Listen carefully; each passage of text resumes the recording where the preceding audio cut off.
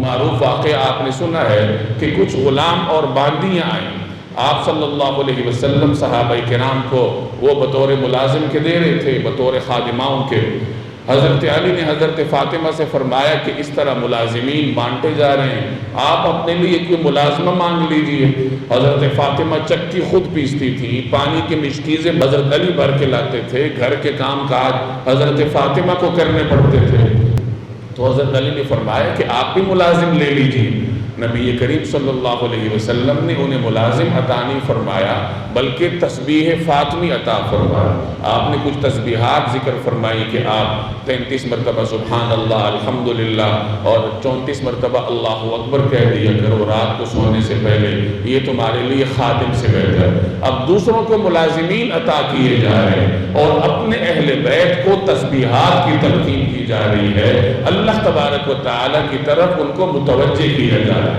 حضرت حسن ایک مرتبہ کھیل رہے تھے، قریب میں کچھ کھجوریں تھیں جو صدقے کی تھیں۔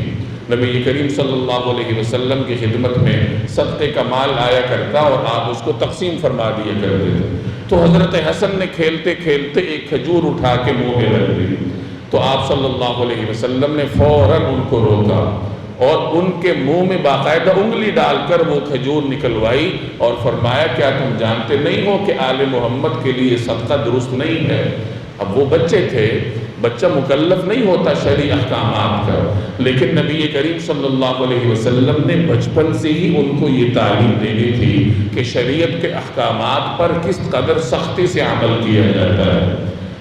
نبی کریم صلی اللہ علیہ وسلم کی تربیت میں ازواج مطہرات کے کچھ بچے بھی تھے جنہیں ربیب کہا جاتا ہے۔ ان کے ایک صاحبزادے تھے عمر بن ابی سلمہ، یہ رسول اللہ صلی اللہ علیہ وسلم کے ربیب تھے۔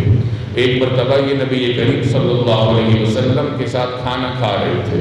اب کھانا کھاتے کھاتے ان کا ہاتھ پلیٹ میں گردش کر رہا تھا برتن میں، جیسے بچے کرتے ہیں کہ ادھر سے کھا لیا ادھر سے کھا لیا۔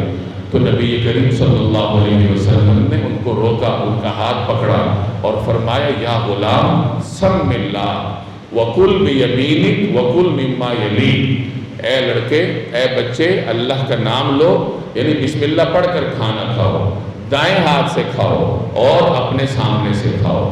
یہ چند مثالیں ہیں کہ کس طریقے سے جناب رسول اللہ صلی اللہ علیہ وسلم اپنے اہل بیت، اپنے زیر تربیت حضرات کی تربیت فرمایا کرتے تھے، اور ایسا ماحول آپ نے گھر میں عنایت فرمایا ہوا تھا جس سے اہل بیت میں دین پر عمل کرنے کا جذبہ عروج پائے۔ اس سے ہمیں یہ معلوم ہوا بالخصوص والدین کو کہ بچوں کی تربیت کے لیے نصیحت سے زیادہ کارگر ان کو ماحول دینا ہے۔